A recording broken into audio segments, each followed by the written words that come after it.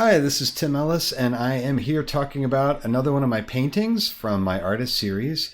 This one is Camille Claudel, and I'm going to talk about her a little bit. Um, One of the things that impressed me so much about her is just the incredible intensity and sadness in her image. Um, there are not a ton of photos of her, but there are a few. And she was Auguste Rodin's model as well as his mistress. And so she shows up in some of his work. And this is a time, she was born in 1864, died in 1943, so lived during the time of modernism, but her work kind of precedes modernism and then worked also during the era of modernism, when we kind of see everything explode and emotions coming out in art and experimentation happening. So one of the things that you'll see is there's very few women artists from that era, from prior to modernism and within modernism. Now there are a few, but it was just incredibly difficult for women to thrive in this era because they were so oppressed by just the male-driven culture, and really it was hard for them to do much more than be mothers. It was just a super difficult time. So she made it by being a model, which gave her access to famous sculptors, which gave her access to a studio. And I don't know all the details about how that worked, but I do know that she was Rodin's mistress. And Rodin married men, so with this younger woman. So incredibly great work. And Rodin, famous for the thinker, I just saw some of his work at the Norton Simon Museum in Pasadena, California. You know, there are casts of his originals all over the world. The Burghers of Calais, who are a group of men who were put to death, and they're walking around with ropes and chains and things like that. But just incredibly expressive work. It's hard to talk about Camille Claudel without talking about Auguste Rodin. And one of the things I'm doing with this series of artists is talking about why I painted these artists. So I tried to paint artists that I felt were incredibly important to art history and to our culture.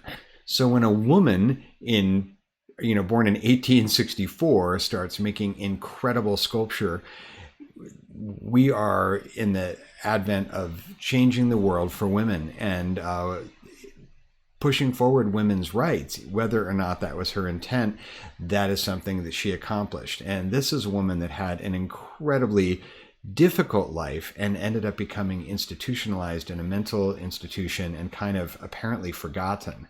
There is a great film. This is my memory from watching this in college, which was a few years ago, but there's a film entitled Camille Claudel. I'll try to put a link to it, which I just remember just really inspiring me. It's a very, very sad film, so bring your tissues, but just an incredible life and done very artistically. So anyway, let's take a look at some of her work and some of Rodin's work, and let's see what we see. All right, I'm going to go ahead and minimize this. All right, so we are looking at the photo of her that I actually chose to paint.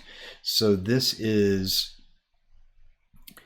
her, and this is the photo where I talk about just seeing that incredible sadness in her eyes, which to me is just overpowering, and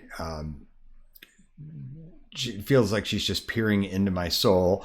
And I was just super inspired to paint her. I got to see a huge exhibit of her work at the Getty in Los Angeles, and they had this image up, which was pretty cool, and with her signature and everything. And she has so much more work than I realized. And apparently there's also a Camille Claudel museum, which I believe is in France. Not 100% sure. Okay, let's click through some of these. So this is my painting that is also behind me. You can see the colors a little bit more true here on the screen. And I left a lot of texture in this. Obviously I invented the colors, but I tried to use colors that really brought forth that sadness and that looseness and that intensity that I see in her. Here's a close-up. And this is one of the first ones where I used a lot of fields of color. The last few pieces I've talked about, I did this with the Rodin piece as well. And the Tamara Dell'Impica piece as well. And this one you're seeing a lot more, though, a lot of extreme rich blacks, which I create with raw umber and ultramarine blue, and becomes a lot more of a dense black than black out of the tube when you're using your actual black paint. So so this is the piece that I love. This piece, by the way. It's one of my smaller ones, and it is still available, which I'm shocked, because this is one of the pieces that I hang in my house and see every day, and really enjoy this one. All right, let's get me out of here. Okay, so this is actually her sculpting, which is pretty cool. On the left, she is the woman on the far left working on this huge clay sculpture. By the way, my background is in sculpture. I really started my art career as a potter and sculptor, and painting came on much later for me. So when I'm seeing someone sculpt a life-size figure in clay, my heart just leaps, because it is very challenging. The pins you're seeing are things connecting the clay to the armature underneath, because clay is heavy. A sculpture like that would weigh several hundred pounds and could not support its own weight. Below it, you're seeing on the left, all those big rags on the ground would be either just fabric dipped in water to keep it moist, or oilcloth, which, you know, this was before the advent of plastic, where you couldn't just wrap a piece up in plastic. You would have to use oilcloth and wet rags to keep your clay moist. And very, very few sculptures remained in clay. It was considered a lesser material. So it would either be cast into plaster, and then cast into wax, and then cast into bronze. As a purist, I like the clay sculptures the best. And if you'll notice the textures and the details in the clay work, like you're seeing on the far left, when you're seeing something cast in plaster and then eventually in bronze, the bronze literally has to have the entire surface ground off and then retextured by artisans, if not the artists themselves. So you lose all your original detail, which is one of the things that turned me off from sculpting with bronze, because you're casting into bronze and it creates something called fire scale all over the whole surface that just ruins the piece, as far as I'm concerned. I always wanted to keep the fire scale, because you lose all your detail. All right, let's look at some more work. Oh, and on the right here, looks like she is working in marble. After working in clay is very messy, and I always thought, you know, it would be great to work in marble, because I assumed that when you're chiseling marble, little chunks are coming off. But what happens is, along with the chunks, is big bellows of white powder that you're inhaling, and gives you silicosis, which is what you get from breathing clay dust, or coal dust, which is fatal. So it is incredibly messy to sculpt marble, and one false move and like a whole arm is gone and there's no fixing it. I love clay because it's additive and subtractive, and you can change your mind. All right, let's see what else we've got here. So this is her with Auguste Rodin side by side. These are two different photos. They're obviously not together in these photos. So you can see Rodin is a much older man than her, a lot of intensity. And I believe this is actually the photo I used to paint Rodin, who I also painted. He was a huge influence on my own sculpting. But I actually think Camille's work is superior. I think that she has elements of her work, even though she wasn't as prolific as Rodin, just because she didn't have the same opportunity as him, being less successful as a patriarchal society at the time. She did not have the same opportunities, and she ended up in a mental institution at a fairly young age, which is just tragic. And I don't think she was able to continue her work at all once in there. But I think these are great photos of both of them. All right, so let's take a look at more of her work here. I'm not going to spend a lot of time talking about these, but some of these pieces are huge.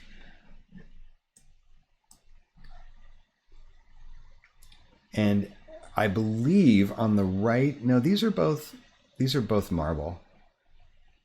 I was going to say that I think it's a study on the right, but it's not. I do have I think a picture of a study of this piece. Now this would be clay that was cast in bronze. You are seeing some of the texture still in there. That would have been added after the fact, unfortunately. These, I believe, are plaster casts with a technique called polychromy, which basically just means adding color afterwards. This is marble as well. One of the things the assistants did, and apparently Camille did assist Rodin as well, is a lot of times the sculptor would rough the thing out, like maybe, I'm trying to find, like the sculptor would rough out something like this, and then the assistant would polish it and do the final smoothing and things like that, which is the really horrible grunt work. Okay, so here's a little bit of what I was talking about, where you're seeing, these are both, this looks like an actual terracotta fired piece on the left, but I believe it's a plaster cast. But the plaster will retain a lot of the detail work that's there in the original clay. And you can actually see where the fingers touch things and where a tool might have gone across and where the clay was left raw and not refined very much, which is one of the things I love in Rodin's work and Camille Claudel's work, is there's an element of unrefined surfaces that your brain kind of fills in the gap. Sometimes when things are overly smoothed and overly refined, I feel like they lose their essence, they lose their power, and they lose the expression, where a good sculptor can convey a lot without refining things as much. Now here's one that is incredibly refined and incredibly expressive at the same time. This base is kind of a traditional bust when you have someone sculpted with part of their chest in it. It's called a portrait bust, and that term even sometimes refers to just the head. But this base is something you'll see in traditional busts over and over again. So she would have not made that. But the top part, you can see that it was made in clay and then cast into a different material, and I think this retained a lot of the expression. When you see big lines on the left like this, it's normally a plaster cast that has not been refined. And in the Camille Claudel film, there's actually several scenes where she is making molds of things, and it's actually a great lesson in how these molds were made, because it's pretty true to form, and I actually learned some things from it, even though I went to college for sculpture and pottery. And this figure on the right definitely looks like cast plaster. Two different pieces, very similar pose.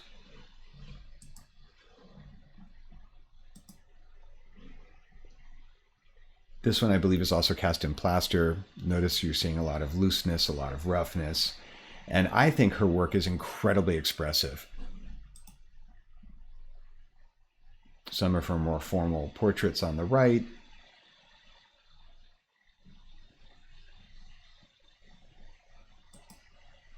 And this on the left is a pretty famous bust that she did of Rodin. And this is another photo of her here on the right.